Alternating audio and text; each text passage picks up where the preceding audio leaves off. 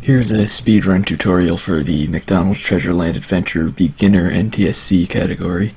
With the recent growth in the community, I figured a resource like this would be nice to have. I should mention that this tutorial does kind of assume you have basic knowledge of the game to begin with, but even if you don't, it will probably explain what you should be doing all of the time. Even if you might not understand why you're doing it, you should understand what to do anyway. I think that's all the explanation needed, so getting right into it. First off, you have the options menu. This is where you can set the difficulty and your control scheme. There are 3 different buttons you can map, and just map them however way you feel comfortable with. I mean, it's pretty self-explanatory. Just keep in mind you'll need to be pressing multiple buttons at a time, pretty close to each other at times. As for the difficulty, it defaults to beginner, so you don't really have to worry about that. The only way the difficulty is going to default to anything else is after you finish a run. If you try to go right back into another one, the game will default to normal. So just be mindful of that and set it back to beginner if that's what you want to be running. Now we get into starting the actual game. After you hit the game start option, there's a cutscene you need to skip. After that, Ronald McDonald loads into the actual world by falling from the sky. The timer starts when his feet hit the ground, so if you're unsure on exactly when to start it, it's better to start it a little bit early than it is to start it late. It just makes it easier to retime that way. Now the first screen is pretty self-explanatory. There are actually a few different routes you can take that are the same speed. As long as you don't stop going forward, you're pretty much set. The one thing that is worth explaining on this screen is the hooks. When there's an open space leading up to a hook, you want to jump into it rather than walking under it and using the scarf from there. It's just a little bit faster that way. There are some spots in the run where there isn't open space going up to a hook, so it's not really beneficial to jump into it. There are some spots like that where I tend to jump into it anyway, but that's just a personal preference thing. There are also spots like that where I don't jump into them just because it's movement that I've gotten used to and it's easy that way. On this next screen you have a tree to ascend, so starting off you use the hook to get from the ground to the first layer of it. Then when jumping from the left side to the middle platform, you can kill the guy on the level above you while you're doing that. And then you go over to the right side, take that hook up, you jump back to the middle again. Then when you're jumping from the middle to the left, you can kill both of the enemies that are on the left side in that jump. And you take the hook on the left side up to go to the next level. While you're in the air from that, you can kill the wizard. It's kind of important to kill these guys while you're in jumps or in the air, because if you stop to kill them, obviously stopping is slower, and you can't attack while running unless you're, or you can't attack while moving unless you're in the air, I should say. If you're in the air, you can move to whichever side and attack at the same time, but if you're on the ground, Ronald McDonald will stop for a second while you're attacking something. In the eyes of this tree, there are a couple pieces, or a couple bags of gold where, obviously gold is completely irrelevant to the speedrun, but I tend to jump a little bit and pick those up because if you do a little short hop there, it pans the camera up slightly, and that makes the hook on the right side a lot easier to see, rather than making that jump completely blindly. Once you get up that hook, this is pretty much where the fun begins, because here you've got 2 damage boosts back to back. One of them is pretty necessary because it saves a lot of time. The second one isn't quite so important because there is an easy way to do that platform without it. It's just noticeably slower. These are the only actual damage boosts in the run.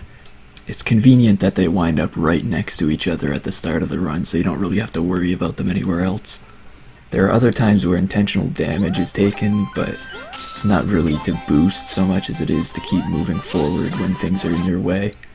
As for how to perform the damage boosts, generally I would say you just want to try to run into the enemy while you're at the top of your jump.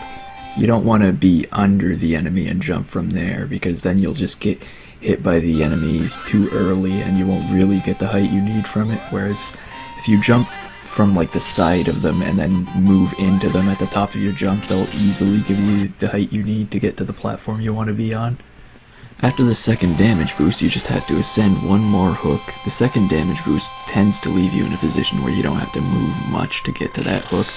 After you get up there, you just need to go right to the goal, and you are done with that screen, and it's on to the next one. For the screen, you just start off holding right for just a little bit. Once you wind up above the magic upgrade, you want to stop holding right, otherwise you're going to run into the fish. But yeah, once you land in the water, you want to jump right out of the water and over the fish. Walk right just a little bit more, and once you get to the bottom of this slope, you want to jump up it as efficiently as you can, because just walking up the slope does slow you down. It's interesting because not all slopes in the game do that, but walking up this slope really slows you down. It's about a half second slower to walk up this slope compared to just jumping up it. After that, you have a nice section of cycle-based platforms coming up. Obviously your objective is to move across these platforms as quickly as possible. I believe you're intended to, at some points, wait for a platform to spawn, but that's slow, so what we actually do in that situation is, when you're high enough, you can jump the length of 2 platforms and just skip the space where one of them would normally be if you waited for it. The one thing to keep in mind with this is, for some reason, some ways you can jump will cause you to it will cause Ronald to stumble a little bit upon getting to the next platform, and if you do that, it will often kind of not register your input for the next jump. So the way to avoid that is, when you're jumping from platforms where you have to skip a middle platform, you want to jump from the far end of that platform, because if you jump from like the middle of one platform to a space 2 platforms over, that seems to be what usually causes the stumble. I'm not sure, that's pretty difficult to explain, but that's about as well as I can do it, I think. Once that platforming's done, just move right. That's pretty easy by comparison. I think you can handle that. To start off this next screen, take a look at your health. If you're more than 2 joules away from maximum health, you did something pretty wrong, and the advice I'm about to give won't really apply to you. Next, you want to look at your flower count.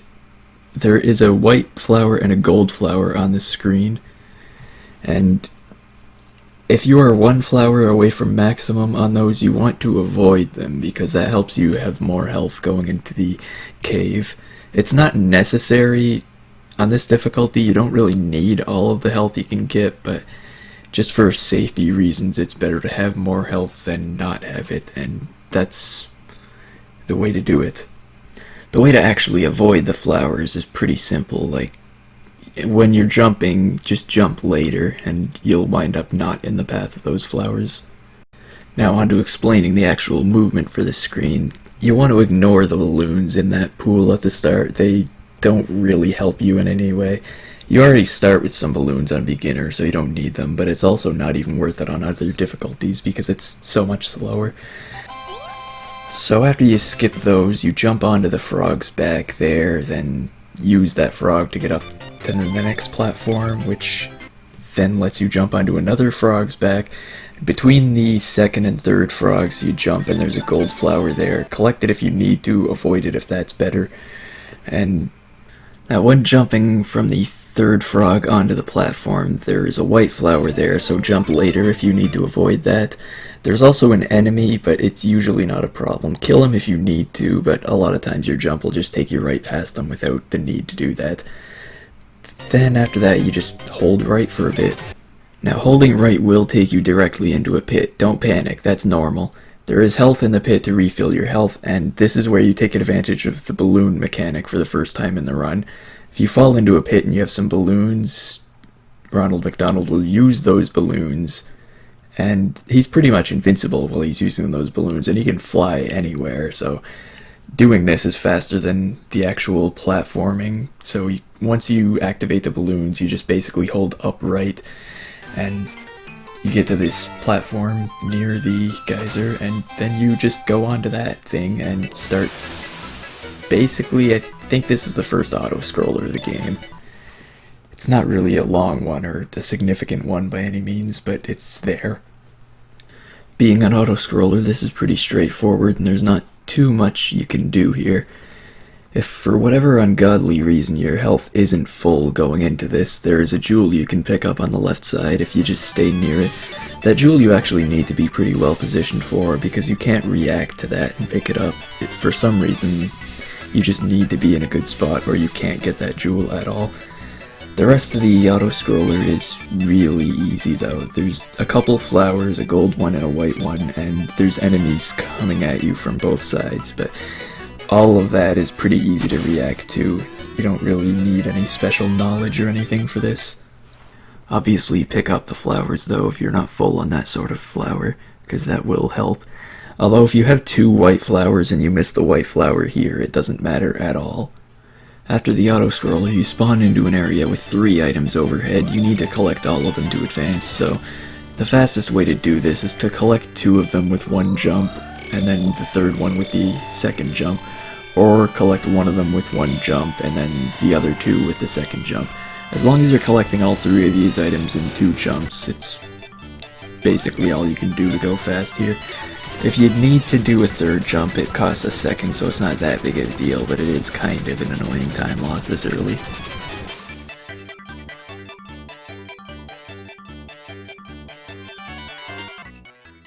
Now, in this cave are a bunch of cycle-based traps. To move through these traps as efficiently as possible, we have to introduce a new bit of movement tech in this game.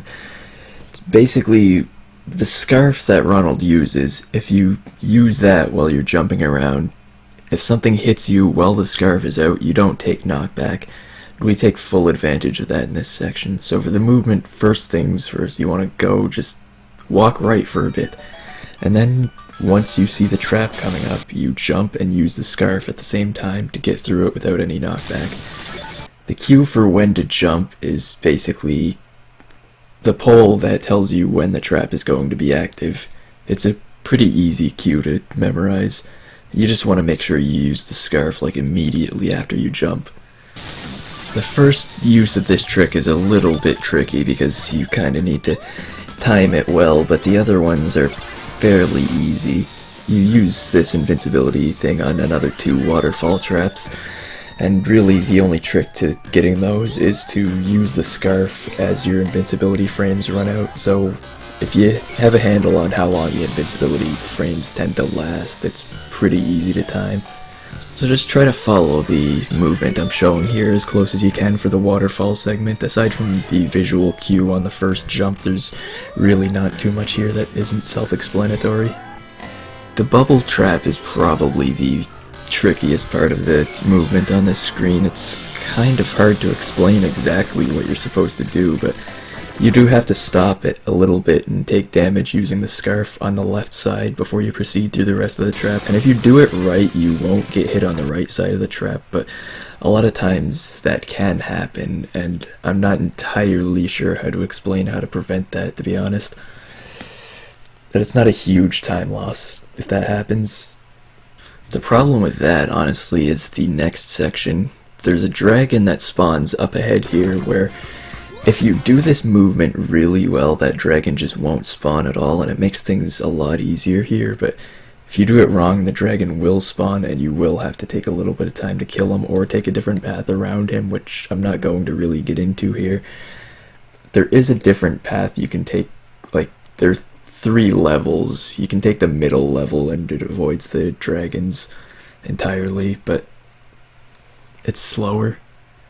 For these hooks, to climb up them, after you get up the first one, you want to immediately move a little bit to the left and use the scarf again, because that'll grab onto the next one as quickly as possible. And there are a few ways to deal with the middle dragon. I call it the middle dragon because normally the way the game works, there are supposed to be 3 dragons spawning. One of them is on top of the platform you get up onto with the second hook. But if you do the movement right, that one doesn't spawn, so there's really only 2 dragons to deal with. To deal with the second dragon, assuming the first one spawned, which we're not going to see here, but to deal with that dragon, there are 2 ways to do it. I'd recommend using magic on the way up the second hook as you're heading right there, because you should be holding right after you get up the second hook, and if you use magic there, the dragon will be killed by that. You can also kill him on the way down while you're jumping to that platform. Like, you can use magic there right before you land, but that is more difficult, and it's a lot easier to screw up. The third dragon, the last one on the screen, is a lot easier to deal with. He's on a platform by himself. You just jump up and cast magic while you're jumping up to that platform. Then you use the hook that dragon was guarding to get to the right side of the screen, and you're pretty much done here. Now here you got a room full of columns that go up and down. This room is pretty basic platforming.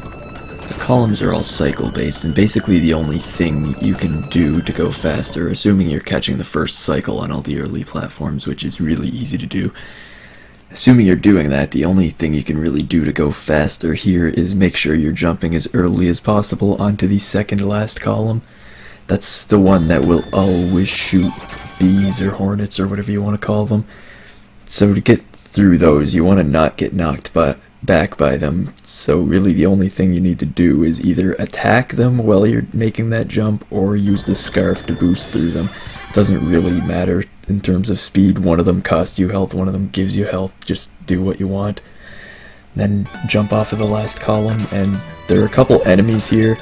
This is another thing where you can kill them if you want, or you can just jump over them. It really doesn't matter in terms of speed. You got a lot of options in this room. And once you've got past this screen, realize that you just successfully pulled off Hamburger Skip, congratulate yourself, and get ready for the next one. Now here what you want to do is hold right.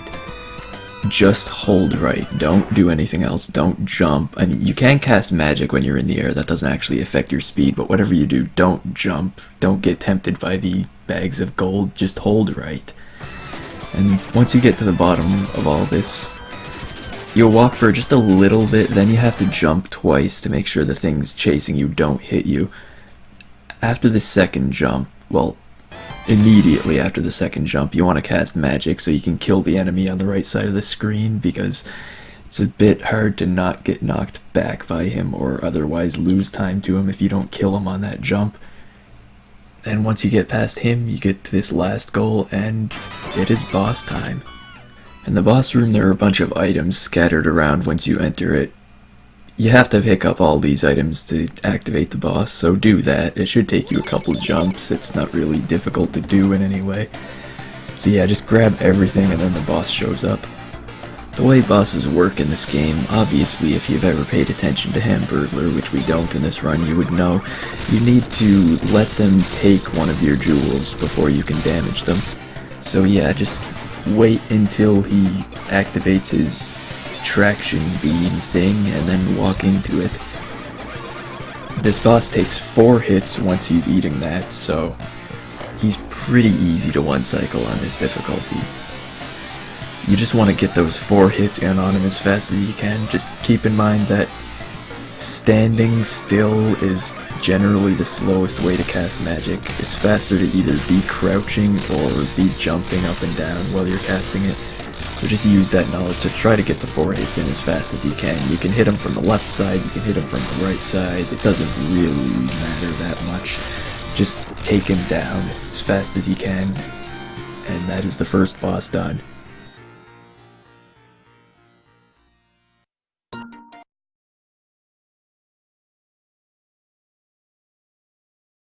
So after the first boss of the game, you have the first conventional auto-scroller of the game. Now this is really easy to explain from a tutorial perspective. Auto-scrollers on this difficulty basically come down to 3 things. 1. Collect balloons. 2. Don't waste balloons. 3. Be at the goal as soon as it becomes available. If you do all of these things, then that's pretty much all you need to worry about. To elaborate on these a little bit, I guess I can sort of explain where balloons are. I mean, there's already been one back there, I'm sure you saw me pick up, but yeah, just anytime there's a balloon, just take note of that and pick it up anytime you do a run during the auto-scrollers. You can pick up other things like health and all that stuff, but none of it really matters except for balloons, and even balloons, you can miss some or waste some and still be fine because there's a little bit of a safety cushion on this difficulty, but I would try to avoid it, especially as a beginner. because you might wind up wasting more than you actually can, and that would be bad. As for not wasting balloons, really all you need to do is just be a little bit careful with your platforming. Just don't fall in any pits, like, that's pretty much all there is to not wasting balloons. Everything else on auto-scrollers is pretty straightforward. You just play the level.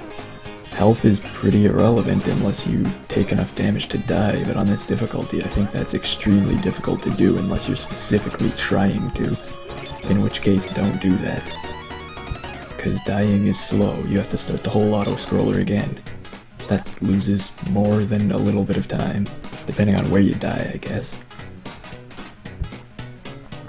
So yeah, that's pretty much it for explaining auto-scrollers. Like, kind of a refreshing change of pace from a tutorial making perspective, because everything else I had to go over and over again so many times to explain, and this I can explain in less time than the segment takes to actually play. So I'm just sort of doing filler commentary here. I have nothing left to say. So yeah, here there's an enemy at the end. You can get hit by it because it's not a big deal, but obviously, if you don't want to, just kill him. Just pay attention there and you're fine. After that screen, you're out of auto-scrollers, so it's time for actual movement again. So this first hook that you see, you use the scarf to go up that. While you're on your way up, you kill the enemy, then you walk right until you drop down. Then you take the next hook up, then you have to manually drop down.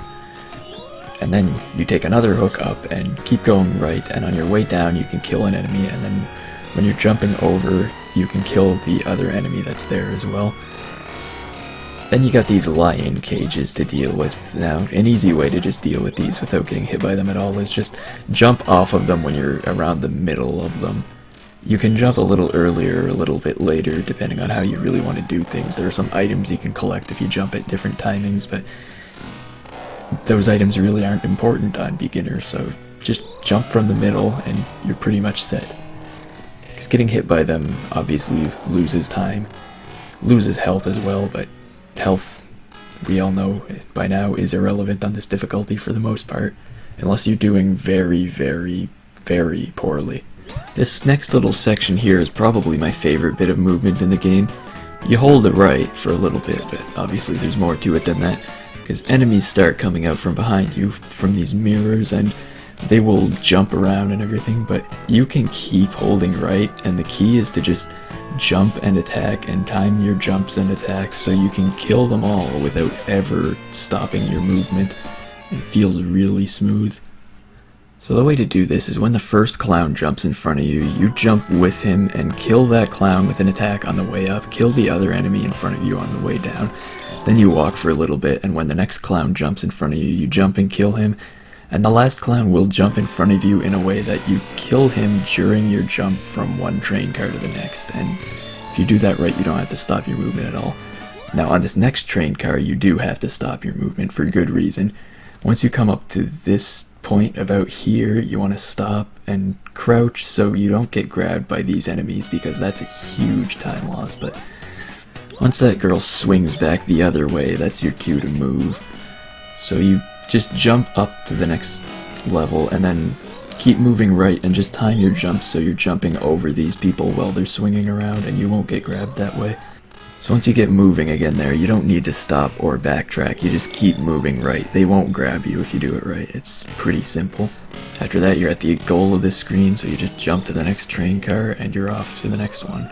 This next screen is pretty simple movement-wise. All you have to do is jump up to the second level, kill an enemy while you're doing that jump, and then once you get the opportunity, drop down to the first level and hold right. Then you get to the first instance of text in the game that you have to get through. Now the text mechanics in this game are interesting. You can't really hold a button to get through the text quickly, but you can't mash a button either.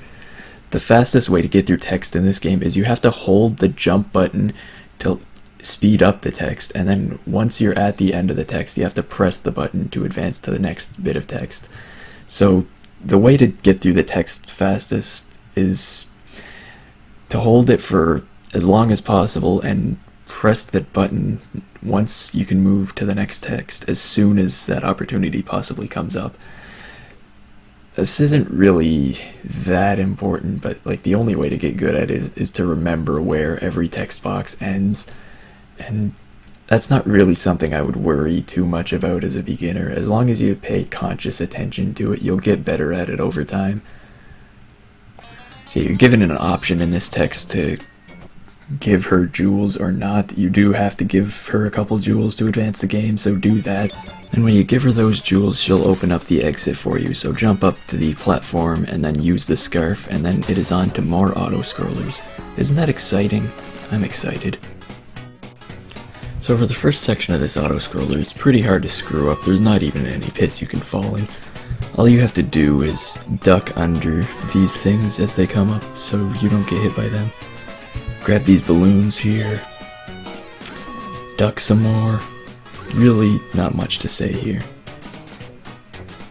I mean, just, you can grab some of these things too if you want. They're bags of gold. Really doesn't matter. There's a gold flower there, but health is not really relevant on this difficulty, so that doesn't exactly matter either. And you wind up jumping down here, and then you get to the second part of the auto-scroller, which there's some actual platforming here, so it's a little bit more interesting. Also, it's got pretty good music, and doesn't really make much sense, but we don't need to question that. So yeah, you just wait for the ballerinas to come closer, and then you jump on them to use them as platforms. Grab those balloons there. And yeah, you just keep that pattern up until you're at the end of this auto-scroller. Pick up these bags of gold on your way. They don't mean anything, but they're right in your path anyway, so you might as well.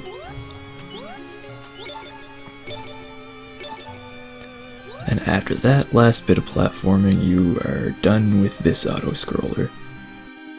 Now this screen here is part auto-scroller, part mini-boss. The mini-boss takes 5 hits, so really you just have to wait for the auto-scroller for him to become vulnerable. Usually my setup is I just try to stand pretty close to him, not too close, and you just keep casting magic, and as soon as he becomes vulnerable, a couple things will hit him.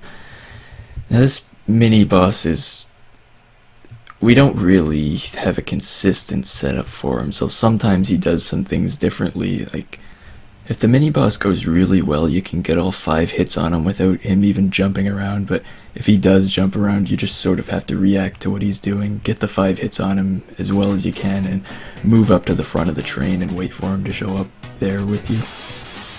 Then after that, you just have to wait for the train to crash. After it crashes, it'll take you to the next screen where you get saved by this bird. You have a little bit of text to get through, and after that text, you just walk right over to the goal. Now before we get into this next screen, I just want to explain that there seems to be 3 distinctly different good strats you can do here, and I've tried timing them all, and the timing difference between those 3 strats is so minimal I can't even say for sure that any of them are faster than any of the others, because it's such a minimal timing difference. It could just be like some execution of the strat happened to be 1/10 of a second slower rather than the strat itself being 1/10 of a second slower. So for the sake of simplicity, I'm only going to cover the strat that I use in runs. It seems consistent enough and it works well for me, so I hope it works out the same for anybody else that wants to try it. So on the screen, the first thing you want to do is cast magic to kill this first car here. You could, I believe, technically jump and cast magic and it would be a little bit faster, but the cars are so short that that would be a really precise cast and it would be incredibly easy to miss, if it's even possible. I haven't actually confirmed that that's possible. So after killing that car, you want to walk right and pay attention to the sumos. You jump up to this next level as the sumos make it appear, basically. The jump isn't really precise, you can do it all kinds of different timings and it'll be fine. Then jump over this next gap and use the scarf at the end of it because a car will spawn, and using the scarf prevents you from getting knocked back and losing time to that. Sometimes this car will spawn from up in the sky and sometimes he spawns in from the side. I'm not really sure why, but either way, using the scarf here gives you the same result. After getting past that, you walk right a little bit. You use this next car here as an indication of when to jump. Once you're just a little bit away from being hit by it, just jump over it and you'll wind up on the upper layer of the next platform change. After that, you drop down from that platform and then you jump up to the next one. Now, the timing to jump from the middle layer to the upper layer is actually a little bit difficult. You might need to practice this, but it is definitely worth learning. Now, from this upper layer, you want to jump off from about the middle and hold the jump button so the jump is as long as it can be, because your goal in jumping off that platform is to land between these two cars. You don't want to hit either of them. Just land between them and then walk through this car, because for whatever reason, when you walk through the front of a car, you don't take any knockback, so this doesn't slow you down. It just does a little bit of damage, but that's fine. After you get through that car, you walk just a little bit right again, and then you jump as the platforms change again, so you wind up on the upper layer here. From here, you walk down, drop off. There is a car on the platform below you, so you use the scarf there to not take any knockback from falling on top of that car. And then you jump from the middle layer up to the upper layer. You should still have invincibility from getting hit by that first car. And then from the upper layer, you just walk to the right, and that will take you to the goal.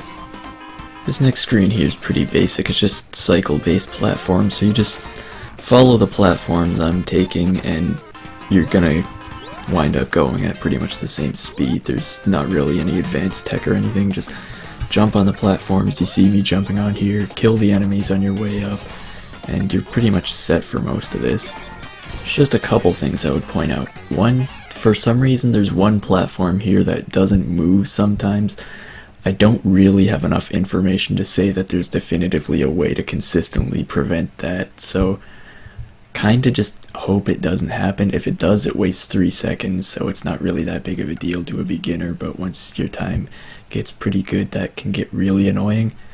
And for another, sometimes the sumos, once you get up to the unfinished part of the building, on this platform here, sometimes the sumos just don't stomp and change the thing at the normal time, so there is a workaround for that. You basically just, from this platform, you wait until the sumo jumps, and you jump as long as you can to the left, and if you do it right, you'll stay on this platform. The only other thing to mention is once you're on this last platform before you jump off and go towards the next screen, there is an enemy in your path when you jump off this platform, so just be aware of that and cast magic to kill him on your way up. That's why we don't jump up onto this next platform as soon as possible. It's better to just wait for the enemy to be there so you can kill him properly on your way through, rather than not being able to do that and having him knock you back a little bit or knock you off the platform entirely. Now it's time for the second boss of the game, so once you're in here, just kill the enemies that are around, and if you need health while these balloons are going up, you can jump on this one on the left and jump to the left off of this balloon to grab this thing, which will refill your health entirely. After that, you just jump back down and wait for the boss to activate his traction beam thing to take one of your jewels. A couple more enemies come up from the right and the left while you're waiting for this, so you can kill those while you're waiting, and then once you get this boss to take your jewel, you use the hook on the right side of him. Well, I guess you could use the one on the left side. I don't think that would even matter, but I always use the one on the right side, and once he's finished catching the jewel, you attack him 5 times. It takes 5 hits to take down, obviously, that's why you attack him 5 times. But yeah, usually I crouch for the first few hits. You can't usually crouch for all 5 of them, and I'm not even sure crouching makes a difference here. For whatever reason, it seems like on this boss, attacking while standing up isn't slower than attacking while crouched, and it's really interesting because that kind of defies how the mechanics work in most of the game, but I just crouch for the first few hits just in case it's like indistinguishably faster. Who knows? But yeah, after you get those 5 hits on him, you're done the boss, so you just wait until this cutscene ends and then skip the skippable cutscene, and then it is on to another auto-scroller. Now this is probably the most difficult auto-scroller of the game. Don't misunderstand what I'm saying here. I'm not saying it's difficult, but just by auto-scroller standards. Anyway, there's some balloons up there. Grab those where they're going past. And some balloons down there you can grab pretty easily as well. But yeah, this is probably the most difficult auto-scroller just because there's a very limited amount of platforms and there's a lot of ways you can fall off them, but just be a little careful and you're pretty much set. Those balloons disappear when you, or those clouds disappear when you land on them, and they respawn pretty quickly, so you can just jump back and forth between them. It's not a big deal. You want to just avoid getting hit by the saw on that fish. And same with that one, just jump up to these platforms. There's some flowers you can pick up around this section. Some fish around there jump around, but they're not really a big deal. And then once you get into this boat, you just hold left. Eventually this tidal wave sweeps you around, or picks you up, throws you all the way to the left side of the screen, and you realize that by some strange twist of fate, the goal was this way all along. And here you're on a boat, you just kill these enemies, not really a big deal. Collect the balloons, there's one on each side, and while you're doing that you can jump over these tidal waves. After the fourth one, you want to wait just a little bit and then jump off of the boat and use the balloons to go to the right side as quickly as possible. If you're really concerned about your balloon count, you can do this without wasting balloons here, but it's obviously slower. You just do the platform where you jump on these clouds to cross. On the screen here, you got a cutscene with a few items up above. Picking up these items doesn't speed things up or anything, but if you have any use for flowers, you might as well pick those up, and even if you don't, it's just something to do while you're waiting for this cutscene to play out. Eventually, the captain will move on to the right side of the screen, and you can follow where he went, and that is where your next goal is. Now, on this screen, you want to walk just a little bit right, and then jump and use the scarf. This is the kind of jump you sort of have to get a feel for, because you kind of have to start your jump before the hook is actually even on screen, so it's something worth practicing. But you can make this jump, kill the enemy that's up there when you're in the process of making that jump, and then take this next hook up here to the next platform. Then you catch the hook that's going right, and let that hook carry you for a little bit. Then once that hook starts going right again, you want to make a jump to this next hook up that's going left. From here you have a bit of a choice. You can stay on this hook, or you can jump on the next hook that's going right. Staying on this hook is probably what I'd recommend. The only difference between the two is the one that's headed left leads you into an enemy, which will take a little bit of your health, but health being irrelevant on this difficulty, you might as well go that way. They're both the same speed.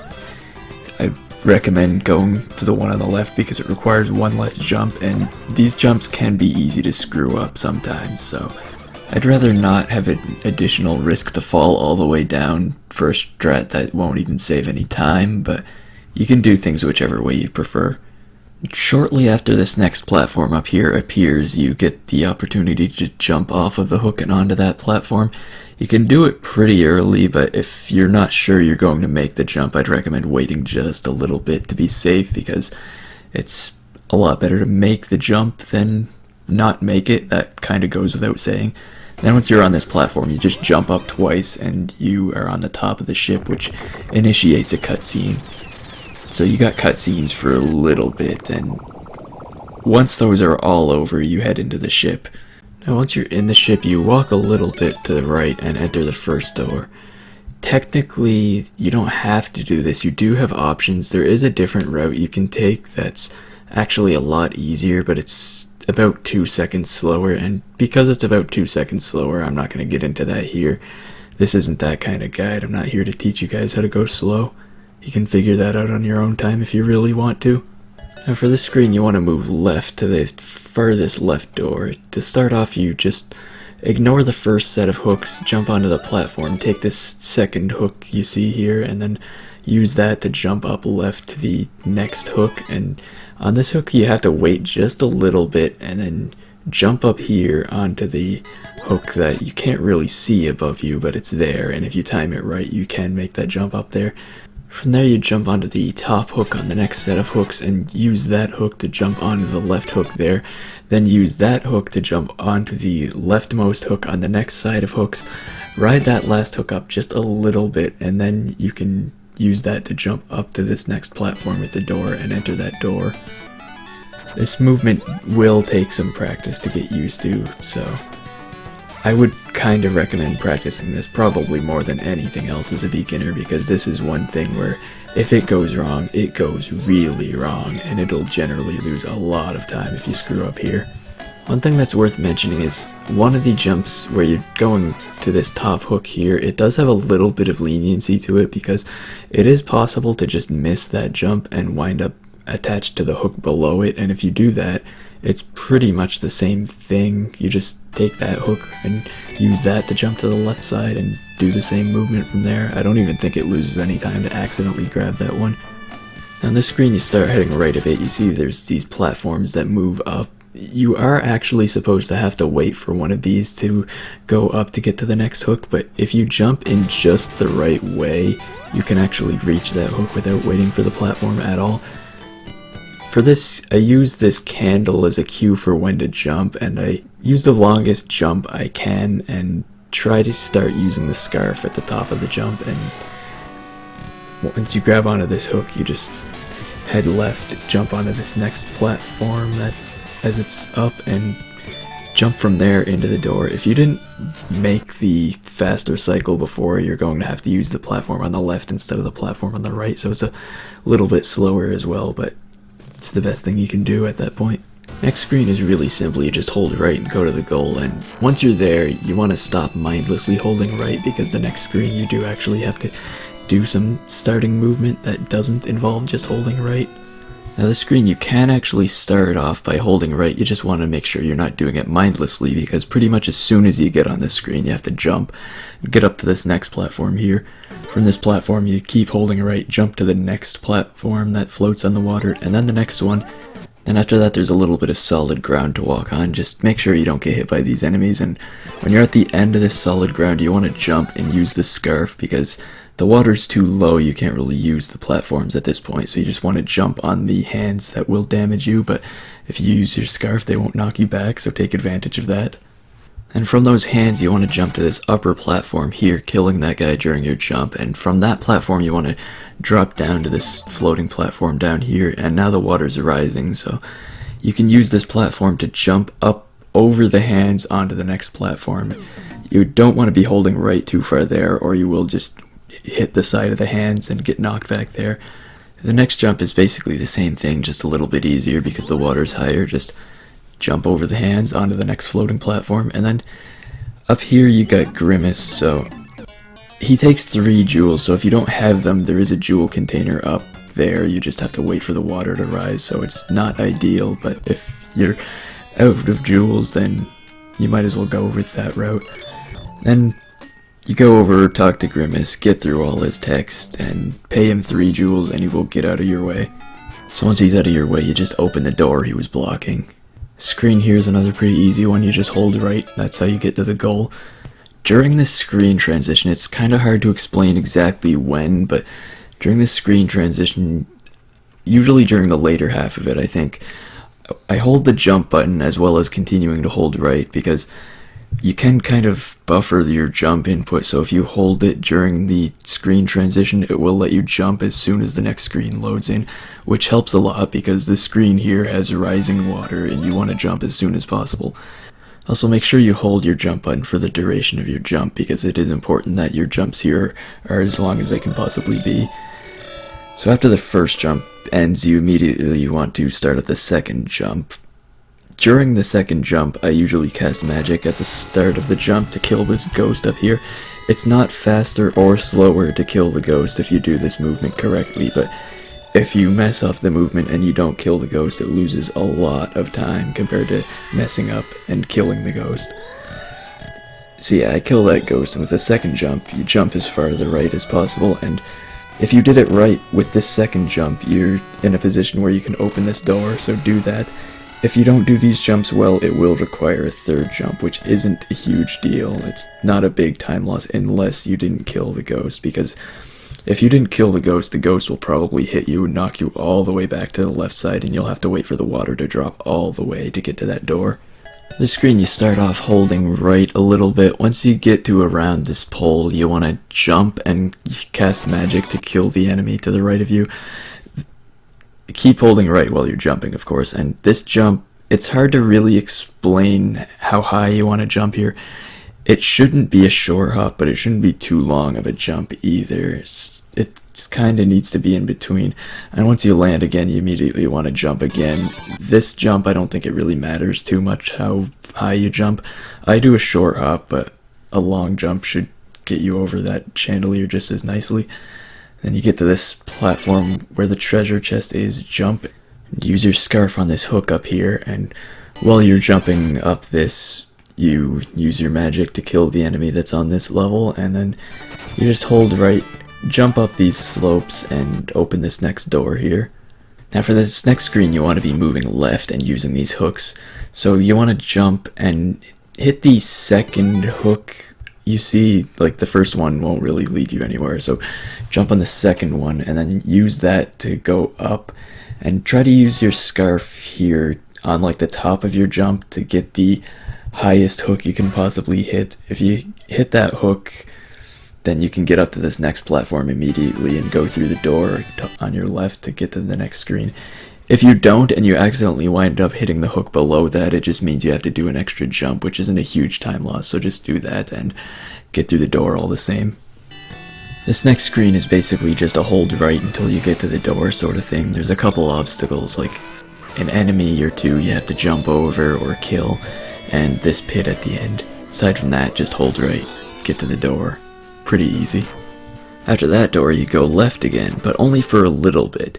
You just want to drop off this platform here, and then once you've dropped off there, you wait a little bit and then hold right. You want to pass this little area you can fall into if you hold right too soon before you start holding right, because you don't want to fall into this area here unless you need these couple lives that are there. But I really question what you're doing if you manage to need any more extra lives at this point in the game on this difficulty.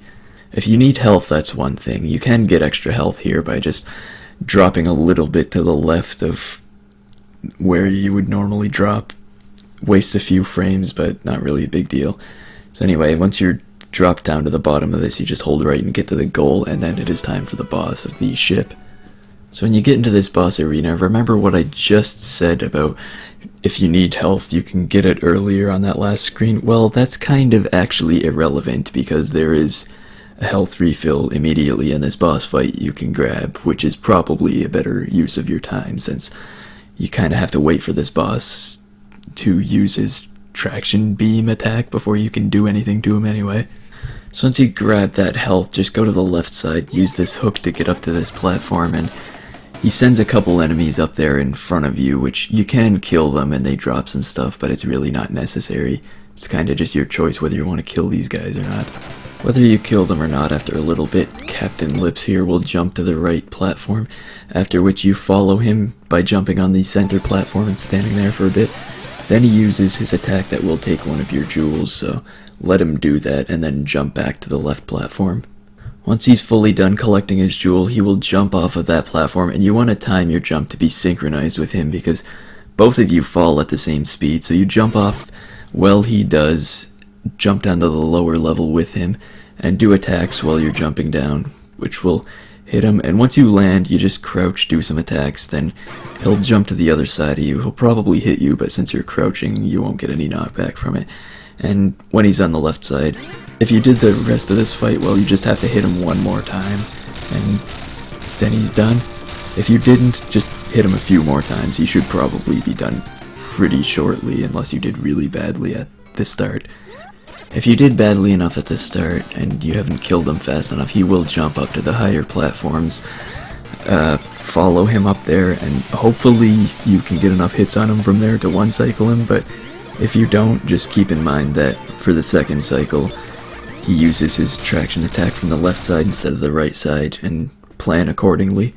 And that is one more boss down, and there's only one more left in the game, so after this cutscene you skip, you wind up going to the moon, which is the last section of the game. So you're almost done the run. There isn't too much more that's difficult left from here. So on the moon, you just start off holding right. You want to make sure you're not jumping or anything here, because if you do jump, you'll get slowed down by this enemy that shoots bubbles here. So you just hold right until you're right in front of this pink thing, and then jump and use the scarf to just boost through there. And then after that, you hold right, and the invincibility lasts long enough. You don't need to worry about the enemy in front of you. And you walk right into this pit and use this balloon. And with this balloon, I usually pick up this other balloon on the way, and then I drop down into the pit again just before it ends and use that balloon to get to the end of the level. If you're short on balloons, you can try to make it to the end of this screen with just the first balloon there, but I usually have plenty by this point, and it's just easier to use an extra one. For the second part of the moon, you also just start off holding right. This spring thing is placed in just a convenient enough way that if you just hold right, it will jump for you, essentially, letting you dodge this next enemy very easily. And as soon as you land, you jump up to this next platform up here. Once you land on that platform, you want to do a jump attack to kill the alien in front of you, and once you land from that jump, you want to quickly jump again, because these spike plant things are in front of you and you don't want to run into those. Then you just drop back down to the first level here, jump over this next gap, and then after that you land on a tiny little platform, and from there you purposely drop into the next gap. Then you use this first balloon to just move a little bit further to the right, and then drop into the gap again to use another balloon, and use that balloon to just head up right, and you should be able to make this next platform and head on to the next level. If you try to just not use the second balloon there, you most likely will just not get enough distance in most cases, so if you really need to make this with one balloon, rather than dropping into that gap intentionally just in the middle of it, you should probably jump and try to land as far to the right of that gap as you can. From there, you can usually make it with one balloon, but it is a bit slower. I'd only use it if you were low on balloons. If you don't manage to make it up to this platform with the goal sign on it, you're obviously going to just fall back down to the bottom, but there is a convenient pit on the bottom right of the screen, so you can use that to use your extra balloons and make it up from there. Now here you have the last true auto-scroller of the game, and it is a pretty straightforward one. There's really not much to worry about here. Just this spaceship behind you, it knocks some of the platforms down, and if you fall into those, you'll hit a pit and waste balloons, so just avoid doing that. That's pretty much all you have to worry about on this auto-scroller. There are no balloons to pick up at all anywhere in this whole thing. There are some flowers here and there and some spiked plants you can avoid, but you don't really have to. Neither of those are things you really have to worry about. They're just something to do while this auto-scroller is going by. It is a kinda long auto-scroller too. It's like over a minute, I think. It's really not much to worry about aside from just not wasting balloons here.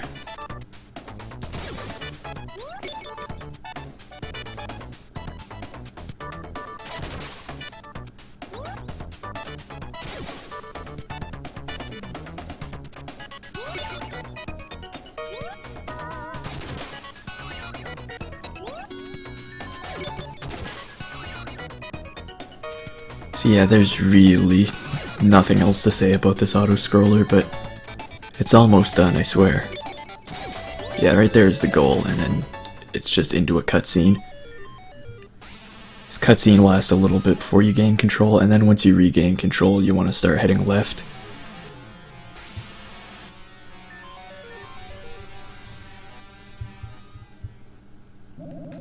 So after that long auto-scroller and those cutscenes, we finally have real movement that matters again, so yeah, just head left, jump over this enemy, and drop down the first gap you see, and then walk to the left on that platform a little bit, and then you'll see some hooks above you, so use one of those to get up to the next level, and then keep holding left. Once you land on this platform, you have to drop down, so drop down a couple levels. After that, you jump up to this next platform with this hook here, and then move left a little bit and immediately drop down the next place you can. Then heading left from there, you ignore this hook that's directly in front of you and go for the next set of hooks. Either hook works on that, and then you're at the goal. For the screen, you still head left a little bit. You can kill this enemy while you're jumping or while you're stopped, and it doesn't really matter because you kind of have to wait for a certain cycle to go through all the way to be able to get up to where you want to go next. So just grab onto this floating bear thing and wait till he brings you up. You can kill the enemy you see on the way up, it doesn't really matter if you do or not. Now when you're jumping to this next platform on your left, you want to just be sure that you actually make the jump and don't slide off or anything, because this platform's at an angle, and if you land on the far right side of the platform, it's easy to slide off, and falling off this platform is a 30-second time loss. It's probably one of, if not the biggest single mistakes you can make in the run. Now once you're on this platform here, the movement from here is pretty difficult to get smoothly. I tend to consider this the last bit of difficult movement in the game.